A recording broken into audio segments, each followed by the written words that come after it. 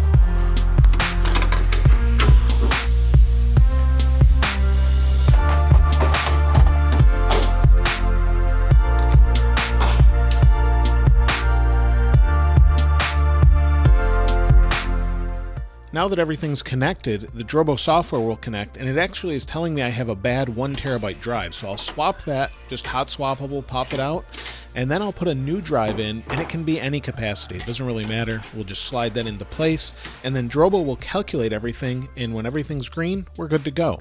What it will do after that is actually tell us how much storage we have, and it actually gives us a couple different options as far as redundancy. We can have double redundancy, and it pools the storage. Now, I don't have a lot of large drives in here. These were extras that I had. I'm actually using a Drobo 5N that has a lot of storage in it, but this particular one, I wanted to show you how this works, and it works pretty well to just pool your storage. If the drives fail, it's not a big deal. It lets you know, and you just replace them as needed. The Drobo is pretty heavy. It's about 20 pounds or so, so you want to make sure it's in a well-supported place with all the drives in it. It is a little bit noisy from time to time because you do have those 5 drives making noise when you're reading and writing to it, and it also gives off a good amount of heat. It does have a fan in the back, and it keeps it nice and cool, but it will heat up the room or a closet wherever you leave it, so make sure it's well ventilated as well. I've copied one of my videos directly to the Drobo. We'll open it so it will play, and I wanted to show you this is actually redundant storage. While it's playing, I can pop a drive out live. So I'll pop this out, and you'll see the video continues to play without any issue whatsoever.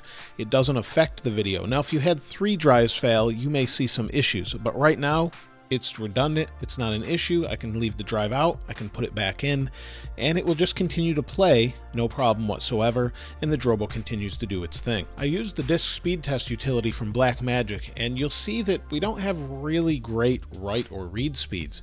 We'll get about 34 or 35 megabytes per second on the write side, and up to about 37 and a half on the read side.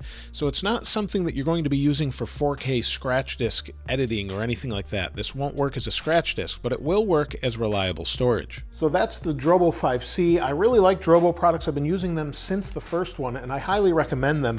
They're a little bit on the high side as far as price goes, but they've never been unreliable for me. So I'd definitely take a look at one if you're interested in redundant storage. There are other alternatives out there. This is pretty much a just set it and forget it. There's not really much to do. It just works, and you can set it up. If a drive fails, you swap it and you're good to go. So if you want more features, you may want to look elsewhere, but this one in particular is really simple and works very reliably. So let me know what you think about them in the comments below. If you've used a Drobo and you find you don't like them, let us know why or what you've had as far as issues, or if you love your Drobo, let us know there as well. If you haven't subscribed already, please subscribe and like. As always, thanks for watching. This is Aaron. I'll see you next time.